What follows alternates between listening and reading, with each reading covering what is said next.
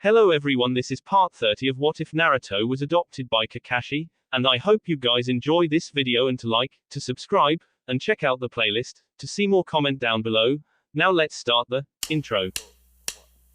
They call me a god. They call me a god. They call me a god. Konoha. Anko had to admit that despite things with the sand and sound at the Tsunade exams, things were slowly getting better. The village rebuilding was going nice, although you could still see black ribbons on some stores or windows. Those were signs of those that lost someone, that everyone in the village knew what it meant. It wasn't just for mourning but also to show the sacrifices some families made and should be honored and respected. Her own apartment was fixed up, although she still stayed over at Kakashi's place. It was bigger after all, and with Naruto gone they could have the whole place to themselves. She actually kept a few things over at his place after her apartment was fixed just in case she needed them. It was odd, she never really considered ever getting serious about anyone. No one had seemed like the right guy to her, but with Kakashi, well, things seemed more natural to her. They had fun, enjoyed a lot of the same things. He was laid back but he was serious when he had to be. The training she did with him in the mornings showed that he took to being a ninja was serious. She was even learning a few new things as well. He had his secret side that he showed no one, well, no one but herself, at least as she returned that. At first she felt that it was just friendship she had with him, then a bit of lust years later, but now she was really thinking this was what love felt like. She looked forward to seeing him, missed him when he was gone. Oh sure, she got pissed at him sometimes. Like that annoying habit of picking his toenails when he was barefoot or never putting the seat down when she was over. Seriously, why couldn't he remember that one little thing? At any rate, life was good, she figured. Currently she was walking down the streets, eating the last stick of dango that she bought, her other arm linked in Kakashi's as he was reading one of his books with his free hand. She had to admit that they must have made for an interesting pair walking down the streets. Oh look what we got here, Anko smirked. Asuma and Kurenai, huh? Kakashi said, not taking his eyes off the book. Anko looked up at him. Okay, one of these days you'll have to tell me how you can know what's around you while reading that thing. You only got the one normal eye. Maybe one day I'll tell you. She knew he was smirking under his mask. Knowing him for so long, she could tell the small shifts and folds in the mask to tell by now. Anko looked ahead as she grinned mischievously. Want to mess with them?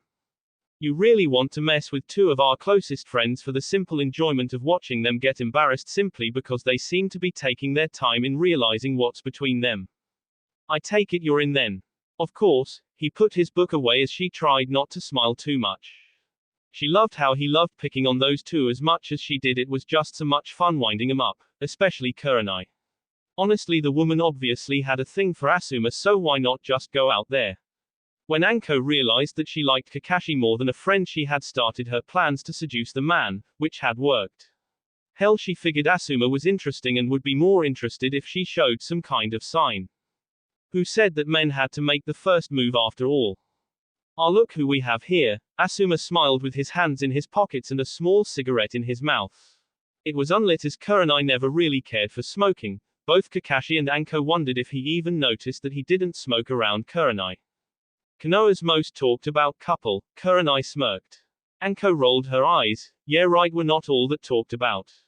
There have to be more interesting couples than us. Not really, Kurenai shrugged. At least not as colorful as you two are. True, but looks like we might have competition, Kakashi said as Anko tried her hardest to keep her poker face. She could lie like the best of them at times, but damn, Kakashi took it to an art form. Both Kurenai and Asuma gave them blank looks. Anko took it from there. Well, you two are on a date together, aren't you? Oh, the expression on their faces was priceless. Asuma coughed out as Kurenai blushed as she looked away. Before they could deny it, Kakashi jumped in to take the next shot. Well, it's about time. I think people were wondering about when you two would start dating. I mean, they've been talking for a while now. Kakashi said with a shrug in his usual laid-back attitude. Cool. Hey Kurenai, does this mean we can double date? Never tried that before, but it might be fun. Anko gave a giant fake smile. People talk about us. Asuma paused as he looked to Kurenai. He saw the red-eyed woman lock her gaze with him and her face got a bit redder as she tried to hide her face from view. He had to admit she was a very beautiful young woman and they did get along. He just didn't think she wanted any more out of it. Kurenai however glared at the couple in front of her. Anko was bad enough on her own, but when Kakashi joined in they were evil. She could feel the heat in her face and was tempted to pull out a genjutsu, but thanks to Kakashi's Sharingan it might be useless anyway. Oh, she would get them back for this, she vowed that much. Kurenai could feel Asuma's eyes on her and it only made things worse. Yes, there was just something about the man that she liked, but they were friends, professionals, plus what if he said he didn't feel the same way? Kakashi was amused at the sight of the two of them. Was that how he and Anko had been like? No, he was pretty sure they were slightly different. Anko he knew had actually gave him signals to go for it and he didn't regret it at all. She really made his life more full. He hadn't felt like this since he had been raising Naruto. Sure, at first it had been hard, but there had been moments that made it all worth it. The times he took his first step, first words, first day of school, and how excited he had been. Moments like that had filled his life with great moments and he knew they weren't ending. But with Anko, those moments seemed to be coming around again. He was enjoying the day until he caught something in his vision. In the tea house on their left there were two men in strange clothing sitting down with straw hats on. Just from their clothing and demeanor he could tell that they weren't travelers or from the village. They were too tense, too on alert, and he could smell something was off on them.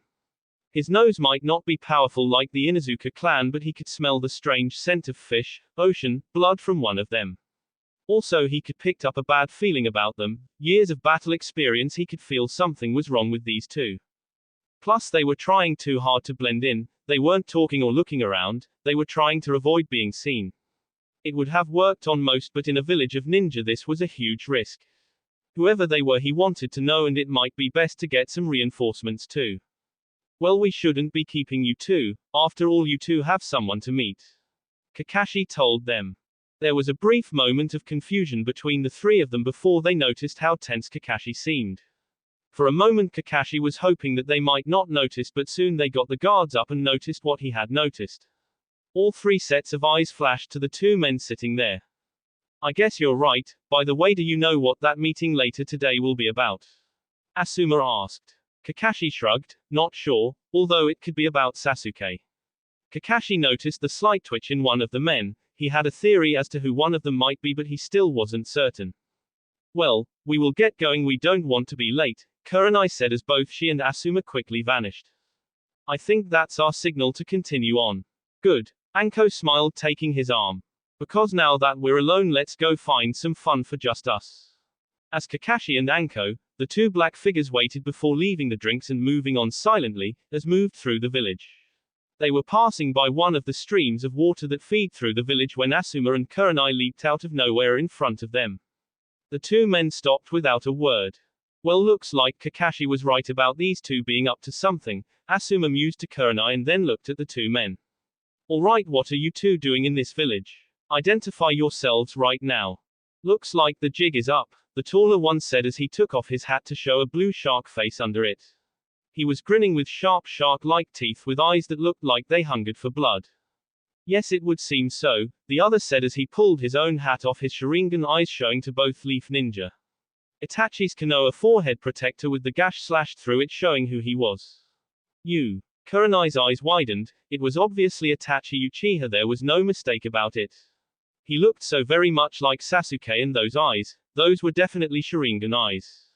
Itachi Uchiha, Asuma said as he got his trench knives ready. This was not some simple infiltration mission by another village. This was serious. Itachi was a prodigy at such a young age, and the fact he killed an entire clan with the exception of one small boy, you couldn't let his guard down, you did and you were dead. He watched as the young man undid his coat. Looks like they still know of you here, Kisame smirked. Then again, with your reputation I would be surprised if they didn't. And you are? Kurenai asked. Kisame Hoshigaki, Asuma supplied, also known as the Monster of the Hidden Mist, one of the former 7 swordsmen. You make it sound like since I'm not part of that group anymore that my skills aren't still as sharp. Kisame was slightly annoyed that the woman hadn't known who he was, but he wanted a piece of the beard guy first. The man had blades of his own and he could feel the need to use Samehada on this man.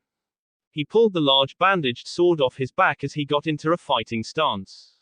Be quick, Kisame, Itachi told him. We have to hurry and nothing too flashy, we don't want to draw too much attention. Fine then, Kisame nodded and dashed forward towards Asuma.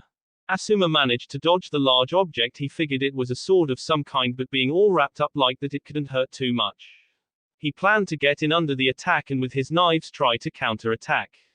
What he didn't know was that the sword's same handle wasn't a blade that slashed or stabbed, it was a sword that shaved the flesh away. He noticed the bandages somehow coming off the tip as Kisum pulled back. The sharp pain in his arm, like something was trying to claw away at his arm to the bone. He managed one slash of his own before pulling back. The stinging pain told him that he was bloodied, but not too bad. He could still move the arm, but looking at the tip of the sword, it was a nasty looking thing. It looked like nothing but sharp teeth in the form of a sword. Kisum noticed the slight sting on the side of his face. There was a slight cut there, but he was sure he pulled back in time to avoid the attack. Then he noticed the chakra on the blades. They gave the man a slightly longer reach with the weapons. He only grinned at that. It was a nice trick that could have killed you if you weren't fast enough to pull away the first time it happened. Kurenai formed hand seals as it looked like she was up against Itachi. She seemed to fade away into the wind from one of her genjutsus. Itachi just stay motionless as though he wasn't concerned at all, which he wasn't. Slowly a tree appeared to grow behind him, branches coming out and wrapping around him. This was the demonic illusion. Tree binding death, a very old jutsu that was passed on since the creation of the village. Kurenai seemed to come out of the top of the trunk as though she was coming out of water, a kunai in hand. She was going for the kill. She had always heard the rumors of Itachi and she had always wondered what kind of ninja he was, but that fact that she caught him off guard was a source of pride for her. She went in for the kill when suddenly she found herself trapped in her own illusion looking at Itachi. What? A counter-illusion? When did he do that? Her mind frantically tried to come up with an answer. This man was beyond her skills, she knew that now. She saw him pull a kunai of his own as he ready to kill her. She thought it had been too easy and the passive look on his face told all, this was nothing for him. It hurt her pride slightly. She was one of Konoha's best genjutsu user. In fact, she wanted to be the best, but this man had blown away her skills as though they were nothing and also sent the same one back at her. This man was frightening good. She quickly bit down on her lips hard enough to draw blood, hoping the shock to her system would knock out the genjutsu. She quickly found the tree gone as she jumped back to get out of range of the kunai and hoped for a slight breather to gather her next attack. But Itachi was too quick. She saw the kick coming, but she knew that she wouldn't be able to dodge it. Raising up a hand to defend, she took the hit, but the power behind it was amazing. She cried out as the kick sent her over the railing and she soon found herself over the water. Gathering chakra into her feet, she landed on the water. Not bad taking that hit, Itachi's voice suddenly said behind her. Her eyes widened as she spun around, shocked by his speed. She wasn't even aware that he had moved and yet he was now behind her. But unfortunately for you, this is the end for you, a new voice said behind Itachi as both Itachi and Kurenai saw Kakashi standing there behind them both. Kurenai, Asuma shouted out as he saw her in trouble. You shouldn't look away, Kisum chuckled as Asuma took his sight back to his opponent. He knew that was a rookie mistake, but he had been too worried about her. If Kisum had attacked, he would have been wide open. Kisum brought up his sword and suddenly turned around to block the fireball that came at him from behind. The Akatsuki member leapt back to get into a better position seeing Anko arrive. Damn it, I thought I had him, she huffed. She had tried really hard to sneak up behind him. Hey Asuma, I can't believe you let this guy get such a hit on you like that. That arm any good? Good enough, although what kept you to? He replied with a grin.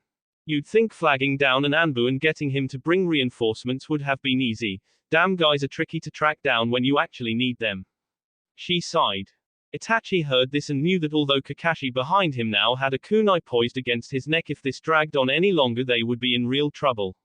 Sure, he had killed his entire clan, but that had been from surprise as he had silently done it. This was going to get busy, and with an entire village of ninja alert and out for them, it wouldn't be pretty. It looks like he might get more complicated than expected. Well, let's get this party started then. Anko smirked as she flung out her arm and under it dozens of snakes shot out from only she knew where. They snakes reached out impossibly long as their venom fangs were ready for action. Kisum only grinned as with one swipe of his massive sword he slashed them away. He was also ready for when Asuma jumped in, as he was using Anko's opening move as a distraction. Kisum twisted around and with his left leg kicked hard behind him as he felt the impact against Asuma. The leaf ninja to his credit saw the blow coming and managed to get his arm up just in time to block. But the kick was insanely strong as Asuma felt himself pushed back from the force of it. He ducked and jumped back from the follow-up attack of the giant sword. Kisame decided to take it up a notch as his hand flew with blinding speed into several hand seals. Water release, shark bullet jutsu. The former mist ninja said as water started to form into spinning pillars from the steam as they went for his two opponents. He was surprised however when the same jutsu was used at the same moment and cancelled out his move. What the hell? Kisame noticed that there was a new Kakashi standing with them. He looked at that one and noticed that there was still one on the water with Itachi. Bastard copied my jutsu already, but is that a shadow clone or the real one? When did he even do that? Anko looked at the Kakashi next to her, even she was surprised he had switched out with a clone already, at least she thought he had switched out, she wasn't too sure. I could have handled that, you know. She told him. I know, but just call me overprotective, besides we can't screw around with these two just in case. Kakashi told her, not taking his eyes off Kisame. Over with Itachi, he had seen all of this and was a bit impressed with the man, well too could play at that game. He looked at the Kakashi in front of him on the water and with a sudden move he had shurikens in his hand, but this was just the feint. The real attack would be his own water attack, but to his surprise Kakashi jumped back with a word of warning to Kurenai as he put up a water barrier around himself. When the water came down, Kakashi soon found another Itachi waiting for him from behind, a kunai already ready at the neck and ready to strike. Impressive. Although you aren't an Uchiha, you've mastered the use of the Sharingan that so few of my clan could have. You don't just rely on its power but use it to enhance your skills as it was meant to be used. It's a pity my clan couldn't learn from your example, but they were weak, full of fear and bitterness. Itachi said with still no emotion showing in his voice. Isn't it true that my own father once petitioned to have that eye of yours removed? Kakashi did know about that, but the fourth had supported Kakashi as the Sharingan would still stay within the village. Some of the Uchiha hadn't taken well to that, but at the time Kakashi hadn't cared. So what are you here for? Is this about Sasuke then? No, although I am interested in his development, Itachi told him. But we're here for something bigger. Tell me, Kakashi, where is the legacy of the fourth? Asuma and Kurenai were confused, but Anko, who knew the full story, looked to Kakashi in the water and saw his reaction to know what Itachi was talking about. For Kakashi, his eyes widened but soon narrowed. They were after Naruto, after his own son, and Kakashi felt a cold fury that he hadn't felt in years slowly rise up out of him. He controlled it, but he was close to letting loose on this man. Threatening his son was not something you did. You'll never find out from me. Kakashi's form on the river suddenly turned to water and fell. Kisame was surprised to see a water clone. Apparently his village had lost one of the unique jutsus. Well, it wasn't like he cared about that place anymore. He watched as Kakashi's real form was under the water as it gave the woman a weapon. Suddenly he jumped out, grabbing the woman as the Itachi close to them exploded. Kisame was surprised. The man knew that it was not only a shadow clone but an exploding one. Now he had a pretty good idea who the clone and who the real Kakashi was, and the one he was facing was the clone. He rushed forward using the explosion as a distraction, sweeping his sword in a wide arc. They jumped back, of course, which was what he was counting on, as with his free hand he threw a kunai at the fake Kakashi before the clone couldn't change direction in mid-air. The kunai struck, dispelling the clone as Anko and Asuma landed on the water next to the real Kakashi. Kisame grinned at how all the little ducks were lined up. With a blur he disappeared and reappeared next to his partner. So how much time do you figure we got? Not long, unfortunately. Itachi looked at them all. It looks like I won't be able to hold back on using that on them.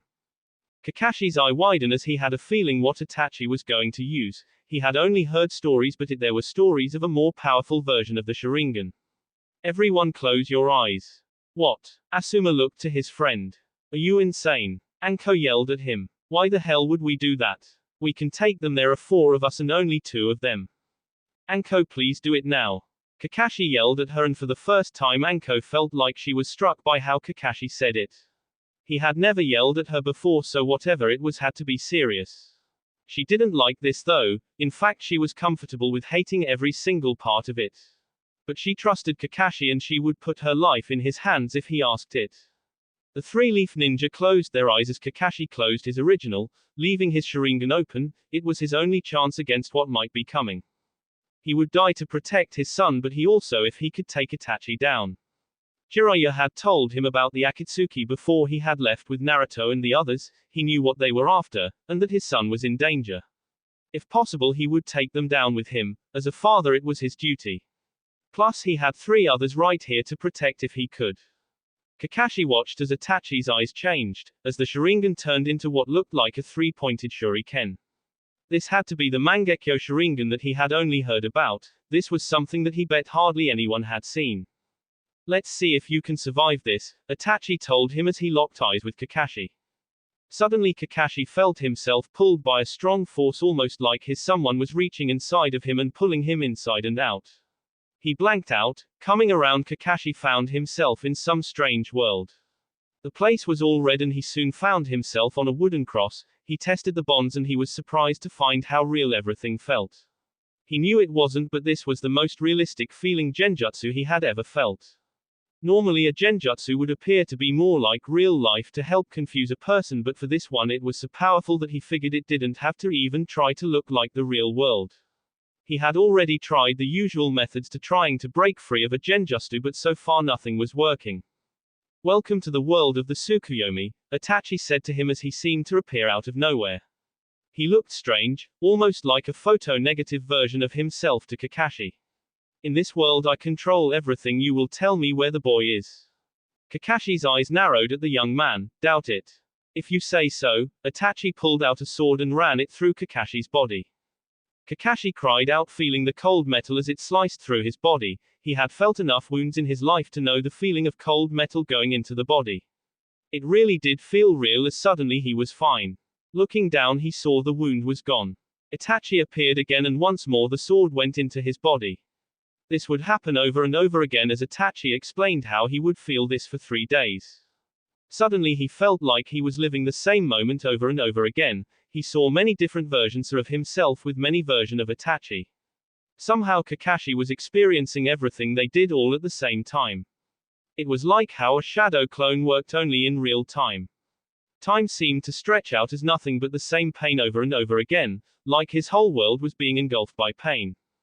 One day, 3 hours and 22 minutes later. How long had he been here? Kakashi couldn't know anymore. Everything blended together now. It was hard to think straight. So much pain for so long, it felt like he had lived like this for his entire life, that he was born into life of nothing but pain and suffering. How many stabs, how many cries of agony had been torn from his lungs. All the pain in his life didn't add up to this. It was tearing down his mind, his soul. He felt like he was holding on to his identity by bloody fingertips, and if he let go he would fall into a black abyss as his mind was totally destroyed. But something kept him going, something kept him strong enough to keep hold.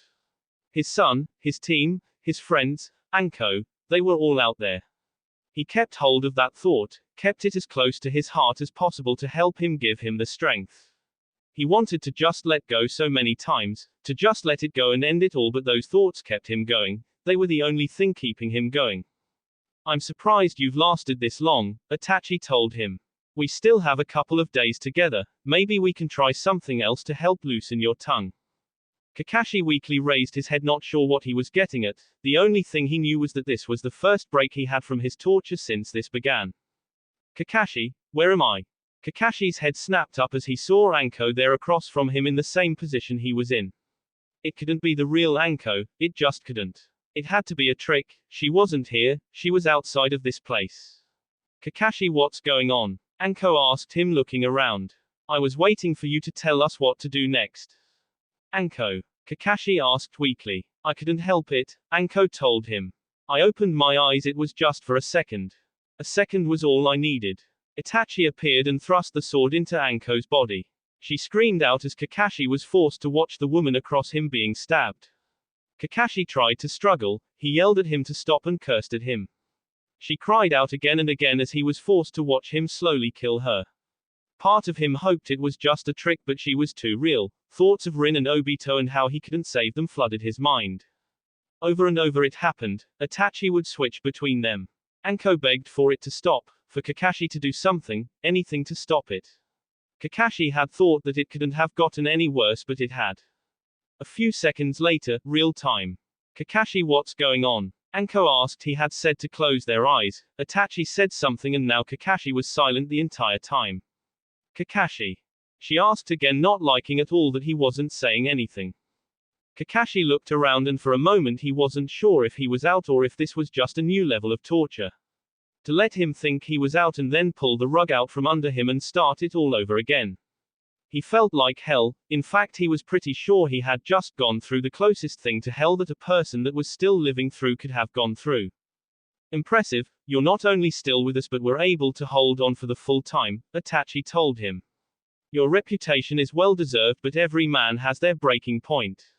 Tell us where the boy is or else I'll put your friends through it as well, and trust me, they won't survive the experience.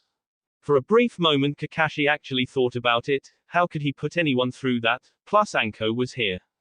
He could still hear her screaming in his ears. He bit down hard on his lip to cause it to bleed. In the end he couldn't tell him anything, he couldn't abandon Naruto. He may not be his son by blood but he was his son in all the ways that really mattered. I won't tell you anything, Kakashi said as the world seemed to swim around him. His vision was blurred as the final thing he saw was the water rushing to his face. Anko heard the body hit the water and she just knew that something horrible had happened. Although Kakashi told them not to open their eyes, she couldn't help it. She did and saw Kakashi sinking into the water. She cried out as she rushed over to him. She pulled him up so that he wouldn't drown. She shook him a few times calling out his name but he was completely out cold. Anko had no idea what that bastard had done to him but Kakashi was in a bad way but she didn't see any wounds on him. Oh look at that, Kisame chuckled. Maybe I should end them together and make it all poetic. Kisame readied his sword when a slash landed between the two groups. Now what is it? Kisame said, getting slightly annoyed as a new figure appeared. It is I, the noble green beast of Konoha, the one and only Maito guy. The green-clad warrior spoke to them.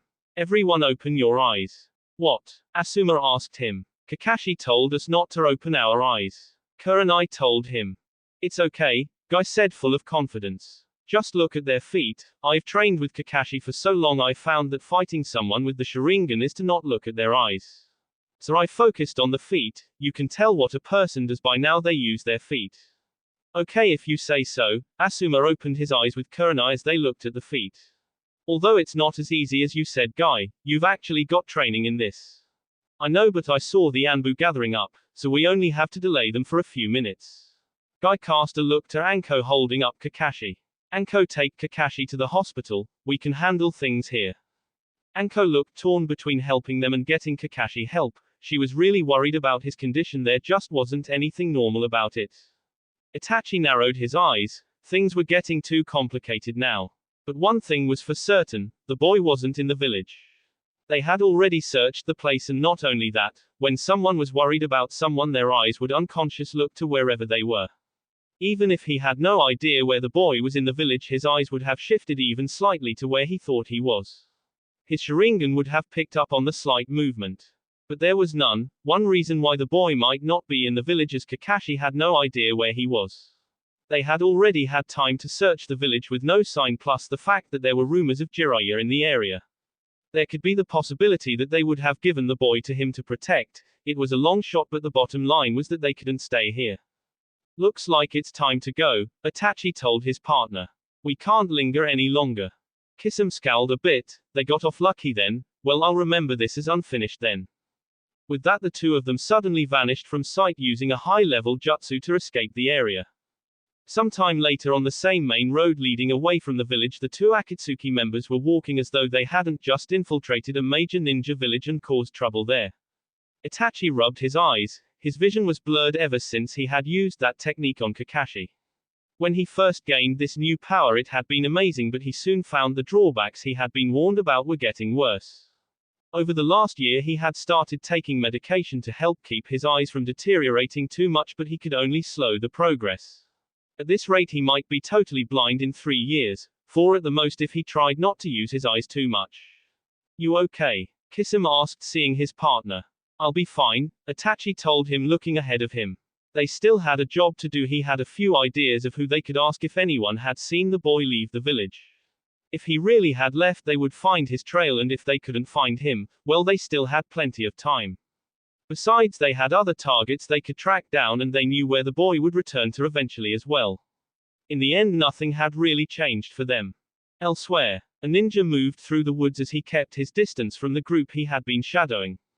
The man wore the standard clothing for someone from the Sound Village as he had been one of the scouts sent to look for Jiraiya. 2 days ago he had picked up the trail and he had also figured out which town they were heading to. It wasn't an easy task, he had been very careful to keep his distance. After all, Jiraiya the Sannin was not someone you underestimated. Crouching down behind a tree he pulled out a scroll, he opened it and put it on the ground. Next he took a kunai and made a small cut on his thumb and ran the blood against the summoning seal. There was a small puff of smoke as a snake summons appeared. He took his report out and placed it on the paper with the snake. Take this directly to Lord Orochimaru, he's waiting for this. The snake coiled around the report and disappeared with it. This was a very effective way for Orochimaru's spies operated. All reports went through his summons for speed and security as they would only take them directly to Orochimaru. The job done, he replaced the scroll and the scout was about to move back to his small camp when he felt something metal and sharp pressed against his neck. Nice night out, isn't it? Jiraiya asked him. How did you?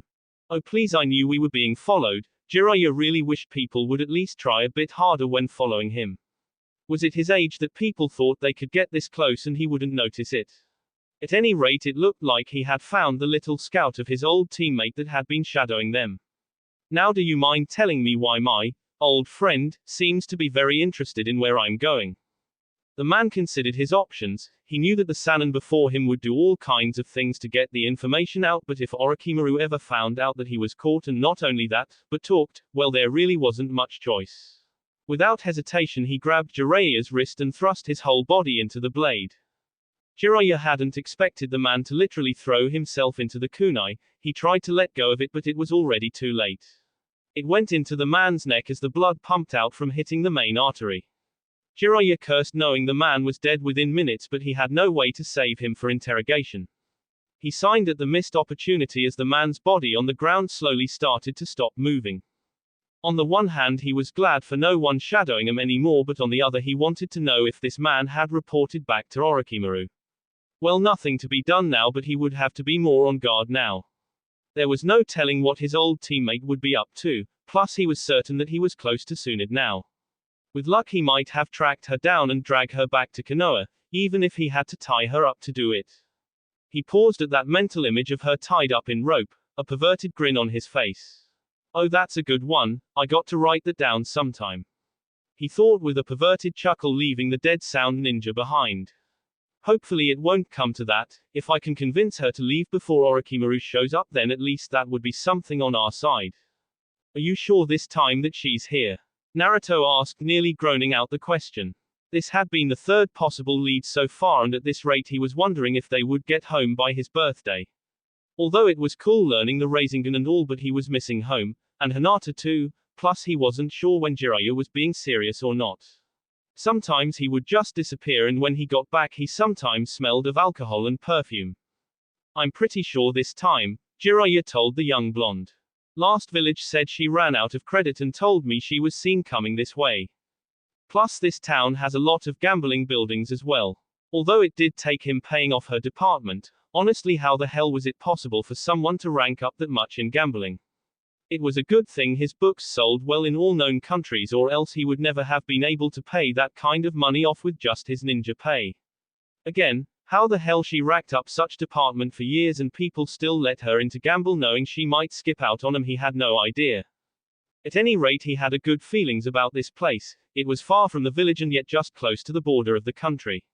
It also had lots of gambling houses of various types, one that she hadn't been to in years. Most likely she hadn't come back to this place this long to let any previous debts she had to be long forgotten about. After all, given all the years she had been traveling, she was bound to run into the same town at least twice. So what does she look like again? Naruto asked. Jiraiya sighed. Didn't I already say what she looked like? Well, all you said was that she looked young, with blonde hair and something about a chest you couldn't miss. Jiraiya grinned at that last line. He had to admit there were many features that he remembered about her, but everyone came back to that point. Sakura scowled at the pervert. In the time she had been with him, she had learned quickly that there was a reason why Naruto referred to him only as Ero-Sennin all this time. She could see that Sasuke wasn't enjoying this either. Why don't you kids get a hotel ready over there? He pointed to a random one. I'm going to take a quick look around and scout the place out a bit, the man said before leaving them to it. The three genins sighed in unison as they were left with the task. We might as well get this over with, Sasuke said, putting his hands in his pockets, mainly to try and take it easy on his hands.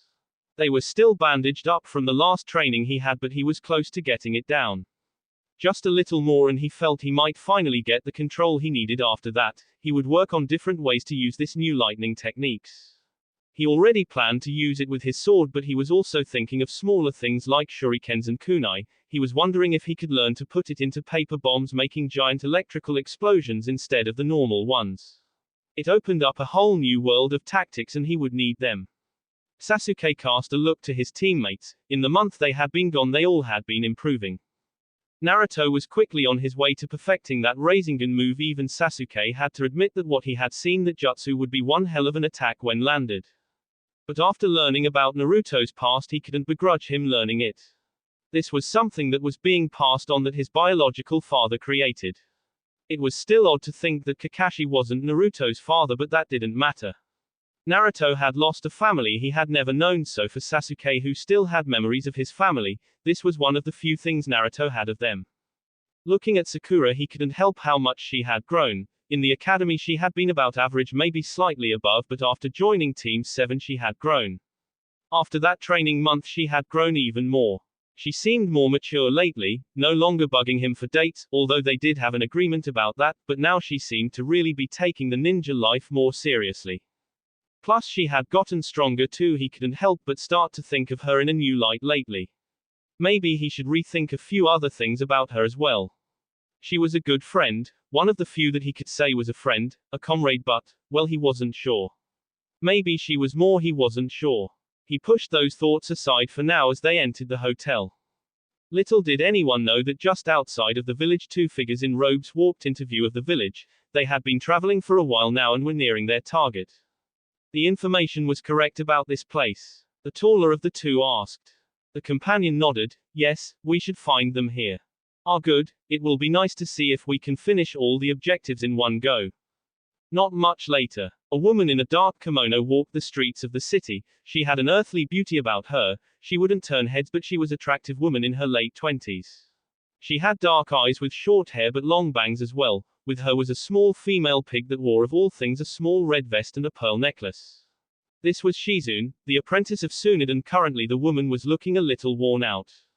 They had been kicked out of their old hotel because Tsunade took the money for the next 2 days to gamble.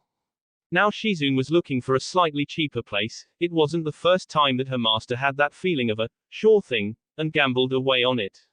But it was hard on Shizune, who had to deal with her master's fallout. Although she wouldn't trade her life with Tsunade away for anything, at times she secretly wished her master would return home. She missed the Leaf Village, she missed the forests, the mountain, the villages, everything at times. Sometimes she wondered if Tsunade felt the same, but the woman was anything but stubborn. Shizune sighed as she picked a hotel that looked like it was in their new price range. Although she knew that Tsunade had been only running away from her problems, Shizune had to be there for her. If she wasn't, then Tsunade would be all alone, and she did love the woman as though she were family. If her uncle Dan hadn't died, Tsunade might have married and become her aunt after all. So despite all the hardships, she would be there for her. Besides, it wasn't all bad and she had learned so much under Tsunade's tutelage. Walking into the hotel, she noticed 3 young children looking like they were making reservations. At first she thought it strange that kids were alone, then she quickly noticed the ninja gear they had on. Genin. But where is the sensei? Please don't Thathia sensei them alone. Shizune looked around but didn't see anyone that could be their team leader. They were an odd sort, a pink-haired girl, which was a rare hair color. Thinking back, she could remember seeing a village woman with that hair before in the Leaf, but she couldn't place where, in red clothing and ninja mesh. A blonde, also a bit rare hair color, in a mix of black and orange of all things. The last person was dressed all in black with short dark hair. I can't believe Ero Sennin took off like that, the blonde spoke up. Not the first time he's done this, the dark-haired one crossed his arms. Should we go and find them? The only female of the group asked them. Both boys blushed bright red suddenly at that. Hell no, both said at the same time. The girl narrowed her eyes and placed her hands on her hips. Where did you guys find him last time? Every time it's brought up you blush like this. Was it one of those places again? Shizune had no idea who they were talking about, but by the sounds of it, she was getting a sinking feeling that whoever it was, he was doing things that she and Tsunade wouldn't approve of. I can't believe you dragged me into such a place, the dark boy glared at the other. It's not my fault, the blonde said in defense. I didn't know what kind of place that was. Besides, I got a girlfriend, why the hell would I want to go to a place like that? And you better not say anything to Hinata-chan, I don't want her to get the wrong idea about me. The pink one sighed, muttering something about it had been one of those places after all. Shizune did notice something else, they had on leaf symbols on them. It was nice to see fellow leaf ninja even if they were genins that she didn't know. But she couldn't just go over and say hello, after all Tsunade didn't like to attract attention from anyone from the village. So she watched the three argue about whose fault had been what when she felt a presence behind her. She was about to react when a familiar voice caused her to freeze up. Long time no see Shizune, Jiraiya spoke up. Her head whipped around so fast she nearly caused an injury in her neck. Looking up she saw the Toad Sannin himself. Jiraiya-sama. Hey Ero Sennin. The blonde yelled out, and now a few things were clicking into Shizune's head about the earlier conversation. I thought we were looking for a blonde woman, so you better not be trying to pick her up. Blonde woman. Shizune looked back to Jiraiya and saw the serious expression on his face. They were here looking for Tsunade, there was no other explanation. Jiraiya nodded as though reading her mind. She's being called home, Shizune. This is an official order that even she can't ignore. Please take us to her. Shizune was a bit torn. She was loyal to Tsunade, but on the other hand she was a leaf village. If this was an official order she had to help if she could. Jiraiya placed a calming hand on her shoulder and gave her an assuring smile. Don't worry, I just want to talk and hope she sees reason. He noticed the pained look she was giving him and he knew that it was a long shot about that. Still, he had to try at least, and just maybe his little ace up the sleeve might work if all else failed. So who is this person anyway? Sasuke asked him. You act like she knows exactly where Tsunade is. She does, he explained to the genins. You see, this is Shizune, apprentice to Tsunade, and pretty much goes wherever she goes. She's also a great medical ninja from what I heard too. Shizune looked at the three young faces and she had to figure that Jiraiya wouldn't leave her alone until she led them all to Tsunade. Still, if there was hope to help bring her master home, maybe she should bring him to her. Shizune just hoped that Tsunade wouldn't be too angry with her because of it. She bowed to the three of them as introductions were made. Now a few things started to click in her head. Sakura's last name of Haruno reminded her of an older woman that was a merchant in the village.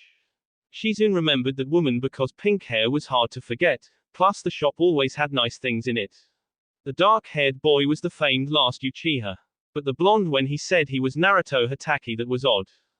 Wait, Hatake? I knew a Kakashi Hatake in the academy. Shizune remembered the masked boy genius. He had been pretty cold and distant with others. He had also been the star of the class and had been someone that most girls had had crushes on. Yeah, that's my dad. Since when did Kakashi get married? Shizune remembered that a girl named Rin had been interested, but last she heard before she left the village that girl had gone on a mission and didn't come back. He didn't. Hey, did you know my dad or something? Naruto asked her, honestly interested to hear this. Well, only in passing, Shizune told him a little nervously. I was in his class in the academy and I remember seeing him around. We also met up a few times in the last war. Wait, what do you mean he didn't marry? It's kind of a long story. Naruto scratched the back of his head, although he is dating Aunt Anko. Shizune blinked. As far as she knew, Kakashi had no other family. Was this aunt from the mother's side of the family? Just how much had she missed out on in all these years away from the village at this point? As much as this is interesting, Jiraiya interrupted before this took all day. We really should get going before it gets too late in the day. Sakura looked up at the older man. Why? Will she leave town? No, I'm afraid that she might get to start drinking and then she'll be a handful. The man sighed as he saw Shizune wince slightly. The woman knew all too well how bad Tsunade could get at times when she had too much to drink. Shizune wondered if Tsunade drank to forget or just drank so she had an excuse to act out. Maybe it was a bit of both, or maybe this was just her way of trying to bury the pain of her past. The group soon left the hotel as Shizune still had to make a room, and even if this didn't work out she didn't want to walk all over the village some more to find yet another hotel in their range. So after leaving everything in the room and leaving Tonton to the room as the little pig made it known she wanted to rest up, they all made their way to the bar that Tsunade said to meet her at. As they walked in, both Shizune and Jiraiya took notice of Tsunade right away. It was hard to miss the woman who was alone in a booth having starting to drink already. It was also easy for her to stand out. There weren't many beautiful-looking young 20-year-olds with blonde hair in a gray shirt that showed off some of the most impressive cleavage in the known lands. Oh. Now I get it, Naruto commented seeing her. Wait, she's supposed to be the same age as you. He looked at Jiraiya. Like I said, she's got a henge on herself all the time, he explained to them as they walked over. He could tell that Shizune was nervous. After all, he knew that Tsunade would not be pleased with the news. Well, he might as well make himself a target for Tsunade's anger as repayment for leading them to her. Not like he most likely wouldn't have made her angry eventually anyway. Hey there, long time no see. Jiraiya smiled broadly as he quickly sat down and placed an arm around her shoulder. She had been so absorbed in her own thoughts she hadn't even noticed him. Then again, he usually knew how to surprise her. Jiraiya, the single word out of her mouth was full of ice and malice that it would make most men immediately pull away. Well, Jiraiya was used to it, so he was mostly immune by this point, mostly. Now, don't get like that. I'm here to visit you and I got mail from Sensei for you as well. He joked. Tsunade glared at him for a moment. Remove the arm or I will, surgically. Jiraiya did it, although he knew she couldn't do that to him. Not after the trauma of the war. She couldn't stand the sight of blood anymore. However, she could and would break his arm in so many places that only she could put it back together again. So he complied with her as everyone else gathered around. Tsunade noticed the kids and for a moment paused as she looked at them and quickly back to him. The hell is this? I thought that you said you would never teach a genin team again, plus weren't you always away from the village to teach? They're just on loan. Hey, Naruto shouted out. But they got some hidden talents, the man grinned at them. A little rough, but I've worked with worse. Tsunade shook her head. I never thought you wanted to teach again. In fact, I remember you saying as much. That had been when they had last met up a few years ago. She remembered how they ran into each other randomly. They did the usual, they argued, he was a pervert, and they ended up drinking and talking about old times again. That night had been a little hazy, but she did remember him saying how he would never teach again. That he was tired of his students all dying on him. That was one of the few times she felt for the man. He had lost every single student he had. She knew that a couple of them had been really special for Jiraiya. She could see the deaths hit him hard. So that fact he had another genin team with him was slightly confusing for her. His response was just to shrug. What can I say? There is just something about them. Plus I was wrong. Just because you say something doesn't mean that you were right at the time. Besides, this might be my last chance to see something interesting grow in the process. Apparently their sensei said that these kids would replace our old team on day. Tsunade took one look and burst out laughing, leaving 3 very glaring genins at her. These 3 to replace the Sannin. I know that Orochimaru is no longer around, but still, this is ridiculous. She told him after finally stopping her laughter. So why are you here then? I know it's not just coincidence that you're here. Jiraiya got a much more serious look on his face as he pulled out a scroll that he carried with him. He placed it on the table so she could see the seal of the Hokage. Tsunade paused in her drink as she saw the seal and quickly drank it down. She glared at the offending piece of paper like it had personally insulted her. You're to come home now, Jiraiya explained just in case. He wasn't sure how much she had to drink, but he wanted to be sure she got the full meaning while she was still lucid. This is an official order, Tsunade. You can't ignore this. Like hell, she muttered. I said I never wanted to go back. Yeah, and the old man gave you permission because of his position. Jiraiya knew that if it had been anyone else, the Hokage wouldn't have been as lenient on someone else. Sensei wants you to come home now. In fact, he could use your help as he got banged up pretty bad. A few people could use your skills. You know I don't do that work anymore. A shadow fell over her face. Ever since that rainy day she couldn't stand the sight of blood anymore. The image of Dan's body, his blood covering the grass as well as her hands, the blood of the man she loved. She just couldn't do it anymore. Surgery for people became impossible for her. She hated it. She hated that she had spent so much of her life to save lives and now she can't even do that anymore. The fact that she had lost her brother and lover as well as her skills as a medic had just been too much. After the war had ended, she had left and never looked back. Now here was her idiot teammate with orders calling her back. She looked at the scroll as she tried to figure out her options. This was an official order, so if the Hokage was calling her back, then he wouldn't stand for it if she just ignored it. That was most likely why Jiraiya was here. Not only was he the only one that could track her down quickly, but was one of the few that could take her in a fight. Anyone else and she would just flatten them and send them back for medical healing. So if she said no, she would have to fight him. The Genins weren't an issue, Shizune could handle them. After all, it was Jiraiya that was the problem. So, if she got past him, then what? She had stayed in this country because it offered protection. She still had entries in the bingo books of the major ninja countries.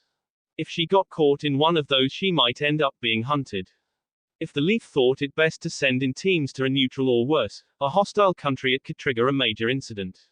If she went to one of the smaller or lesser known countries, she might be able to disappear a lot easier, but not much room to run. Maybe he was only calling her back for a short time. She could take that, at least if they just needed her expertise. So what exactly am I being called back for?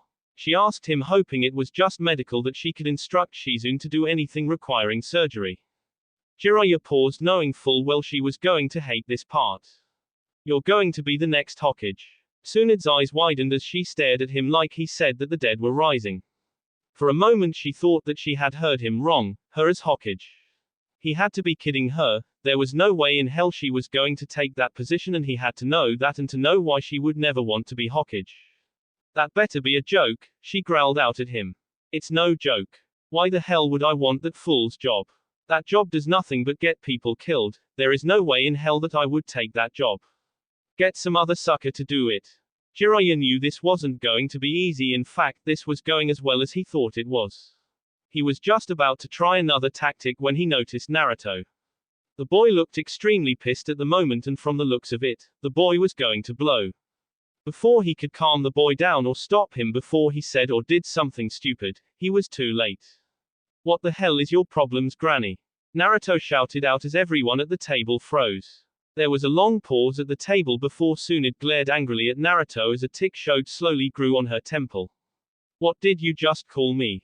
The cold in her voice gave Jiraiya chills. He hadn't heard her use that tone in her voice in a long time. In fact, the last time had been when she had caught him peeking at her in the hot springs. He had nearly been killed by her that day. You heard me. Naruto stood up, glaring at her. You only look young because of a henge. I know you're really old. What kind of woman hides her age like that anyway? You little brat. And what's wrong with being Hokage? That job is only for people who want to get killed, Tsunade told him. With the exception of everyone's who's facing on that mountain, they've all died, and do you know how many people have died trying to even get that position? She calmed down a bit, taking the last drink in her cup. Only fools and idiots want that job, and it will eventually kill everyone that takes it. Well, you can count me as both then. Naruto shot back, not noticing the sweat drop of his three companions at his choice of words. Because one day, I'm going to be Hokage. For a split second, the image of Naruto was overlapped with the image of another young boy. The image was of her young brother Nawaki. He had made that same claim in that same way. She was shocked to her core as this boy reminded her too much of him. The look in the boy's eyes said he truly believed that dream of his. She snapped out of her shock as she smirked at him. Oh, you think some loud-mouthed little brat like you has what it takes to be Hokage? You have no idea what it takes. I know that it takes more than being an old has-been, running away from everything and nothing but a drunk.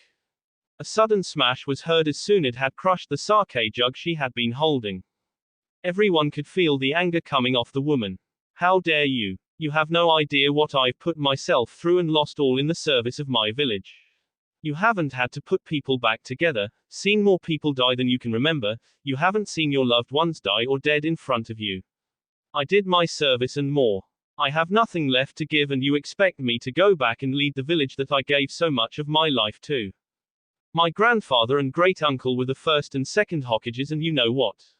They both died violent deaths. I barely remember them anymore since they died so young. The only thing left of them is this. She pulled out a necklace with a small green stone of some kind on it. This is worth enough to buy a mountain, and something they gave me. It's something they both wore at one time, and now it's a constant reminder that all Hokages come to a bad end. I may not be as old as you and did as much. Naruto came back at this point. But you're not the only person that's lost something.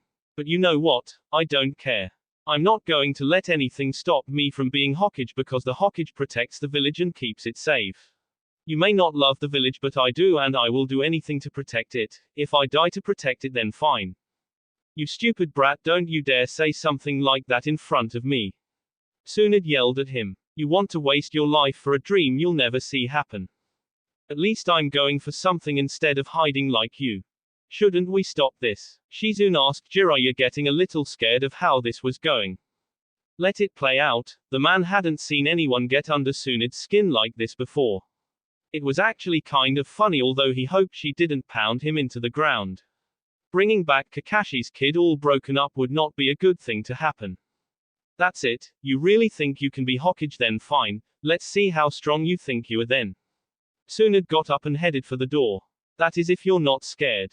Like hell I would be scared of you, grandma. Cracking knuckles could be heard from Tsunade, making a fist at that remark.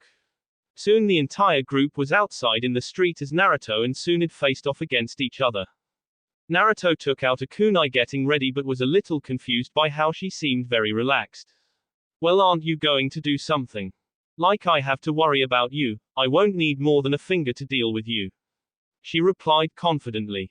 Naruto narrowed his eyes. He hated it when people looked down at him. He rushed forward with his kunai, but every time she slashed at her she dodged it easily. She only moved when she had to, and every time it just barely missed. But she was smiling the entire time. Naruto soon saw that she was doing it on purpose to prove a point. He tried to go faster, but the next thing he knew, her finger had gone through the hole in the hilt of the kunai and it was literally taken out of his hand. He had never even heard of someone doing that before. He quickly pulled out his short sword belonging to his grandfather and tried attacking with that as the other looked on. Should we stop this before it gets dangerous? Sakura asked. Jiraiya shook his head watching the action. Don't worry, she'll make sure that she won't go overboard. Actually, I'm surprised he's lasting this long. But then again, I think she's playing with him. Sasuke had never seen anyone take on Naruto this easily before. In all the spars with him they had always been somewhat even. Sometimes Naruto would win and other times it was Sasuke, so seeing the boy he considered his friend and rival having such a hard time only made him see just how far someone could go as a ninja. The woman was strong, maybe even stronger than his brother. Naruto couldn't believe that this woman was holding him off so easily. Just when he thought he got a good attack in, she moved more quickly than he thought was possible. Next thing he knew, she was in front of him. Her finger suddenly flicked his forehead. It felt like a hammer had hit his skull as he flew out 10 feet. He cursed as he picked himself up. That had really hurt, and it had just been a finger. He needed something to beat her, something she couldn't block, and a power move to get through her freakish strength. He wasn't sure if it was a good idea. He hadn't even perfected it yet, but it was the only hope he had. He put away his sword as she started to gather the chakra and ran at her. Jiraiya and the Genins were surprised he was going to try and use the Rasengan on her. Tsunade was a little confused what the boy was doing, but suddenly as the chakra started to form into a ball, she knew full well what jutsu he was using. That old fool, teaching a kid that. She knew the Rasengan, having seen it done herself by Jiraiya after he learned it from his student. The chakra was forming tighter now. She had to stop the kid before it was finished, as there was no way in hell she was going to try and block that jutsu. Tsunade suddenly slammed her fist into the ground as it broke open slightly. Naruto hadn't expected that, as his foot was tripped up and he fell, the jutsu fell apart without his concentration to keep it stable. Jiraiya. She yelled at her idiot teammate. What the hell do you think you were doing trying to teach a genin that jutsu? Ha. I did it. Naruto slowly picked himself up. Did what? Tsunade asked, annoyed. He grinned under his mask at her. I got you to use your hold hand. She paused as she thought about it, admitting defeat that the kid had gotten her to use her hand and not just a finger like she said. Okay, so you got me there, but you're the one that was face down in the dirt. If I got the jutsu finished, then you would have been the one in the dirt.